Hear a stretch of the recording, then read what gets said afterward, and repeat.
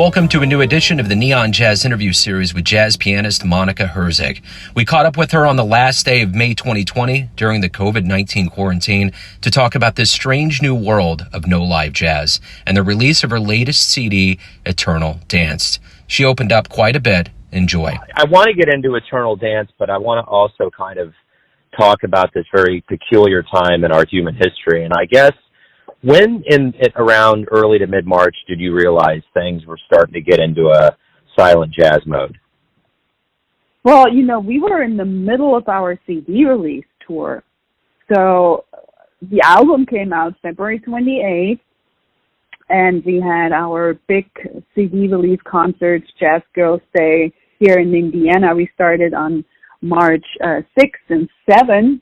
And then we had a 3-week release tour planned all over the East Coast. And so we started off and we got to Cleveland on the 12th, and it was already getting very iffy. They're saying, well, everybody else is closing. We're going to stay open one more night. There were 5 people coming out saying, yes, we're the brave ones. And then we went to Washington, and so we did our weekend in Washington, and we did one last concert on the 15th at the Keystone Corner in Baltimore, and that was the last concert for us, and that was the last concert for them. And I know Todd Barkin, who runs the Keystone Corner there, he was till the last minute. He said, I can't close, I won't close, that's impossible.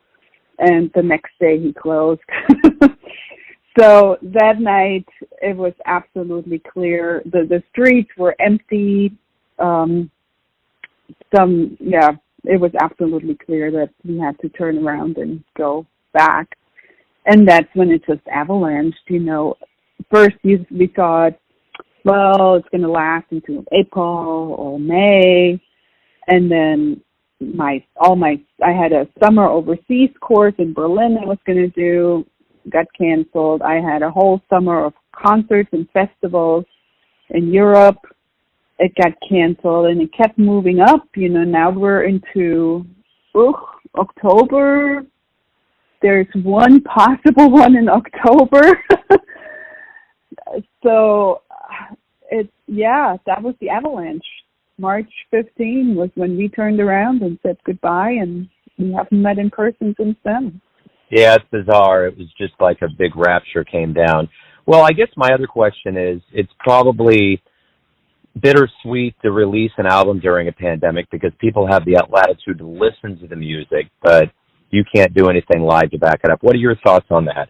It's a really tricky situation. So first, when we turned around, our first inclination was, let's just cancel all that release stuff and let's postpone the release till next year and do it again because, we can't do the concerts, we can't be in front of people. But then the Downbeat review was already scheduled for June, and seems that actually, as you said, the listening was latching on. So we said, no, let's keep it and let's just keep going. And so the album is doing really well on radio right now. It's like 6 weeks in there and always in the teens. Even though people are listening, it's very hard to get it in their hands. And, traditionally, even though the CDs are pretty much gone, but not completely, especially in the jazz world, there's still a big sales contingent. And every sale is so much more worth than 5,000 streams. And that's the difficult part, even though we're connecting with people and they're listening and, I'm actually live streaming like twice a week, that direct connection of giving people that thing into your hands, that's missing, and there's a hole. And I'm not sure yet how we're going to fill that. I know we can't really see into the future, but just kind of what does your gut say for the recovery for the jazz world? This is a group of people that does not get into it for the money. There are lucky shakes like in other arts, but what do you see the recovery like? I already see live streams happening. I know in Kansas City there's a duo that is already doing like drive-in kind of gigs where people pull up in cars. What kind of recovery, what kind of spirit do you see that's going to kind of shine through on this? Well, jazz people, they're like guacamoles, right? You can't because we're so dedicated to our art form, and it's so important. And realizing also it's important to people that there's always a way to get back up in some way. But it's tricky because that live streaming thing, it popped up and it seems like a great solution for a minute, but it doesn't do what it's supposed to do yet. There's very little income from it. I mean, some get, the tip jars and things, but it's very unreliable, and it's a super crowded field already because everybody and their brother is live streaming. You could be on Facebook wherever you want to be from all day long and have 5 concerts every second. But so that's going, and it'll stay there, but we'll have to figure out how to make it a economically viable thing. So yes, it's a good thing, but not quite there how it should be.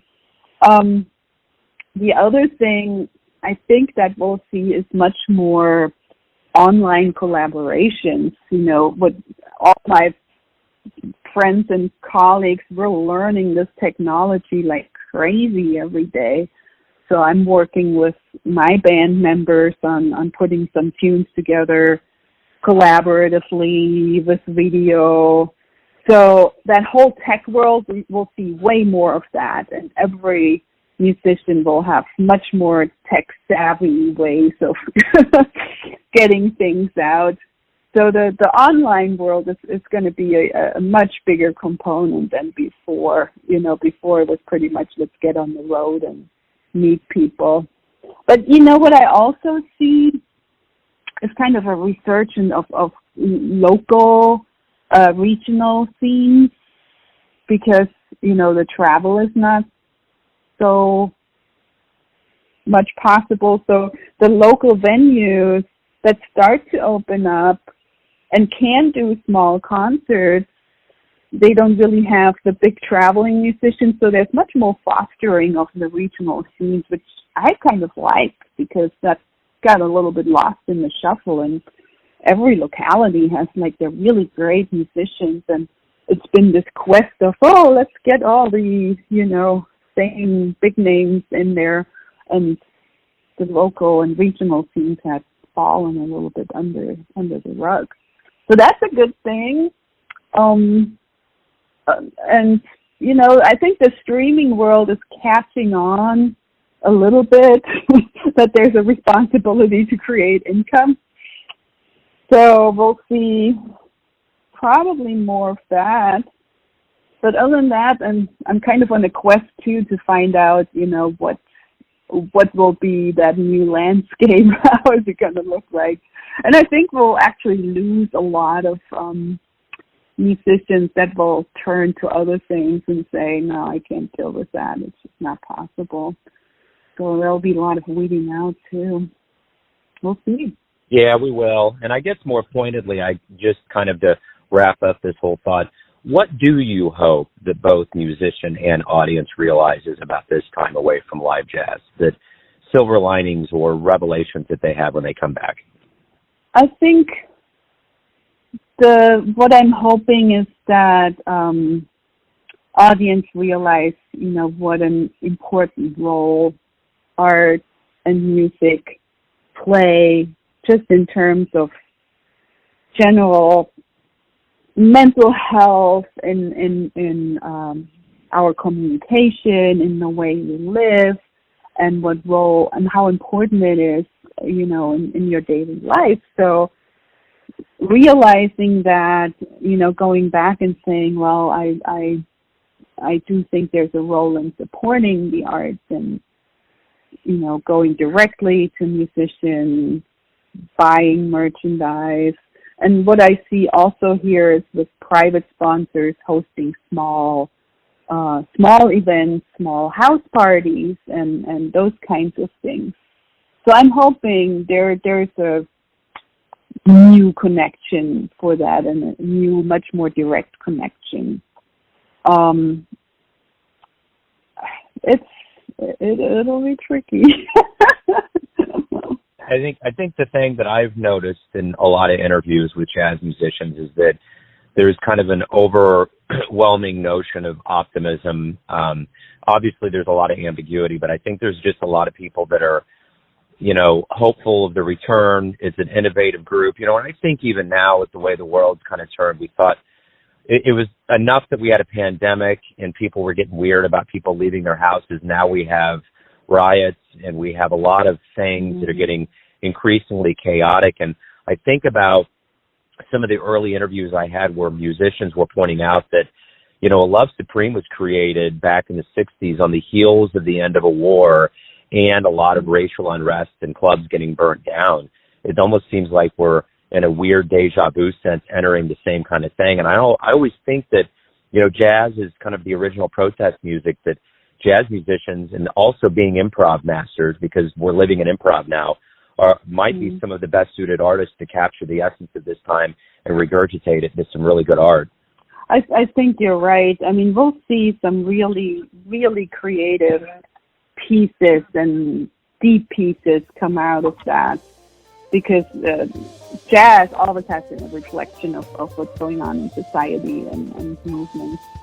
So, I mean, that's something to look forward to just the depth of creativity that's going to come out of that.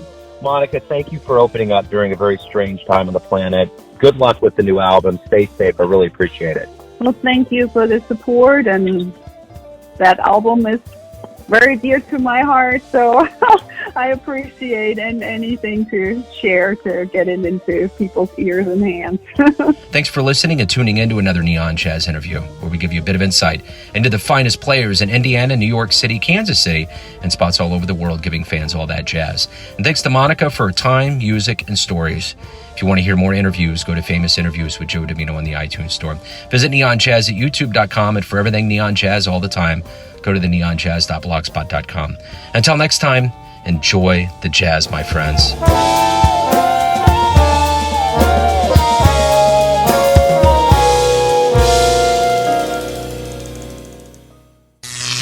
Neon Jazz.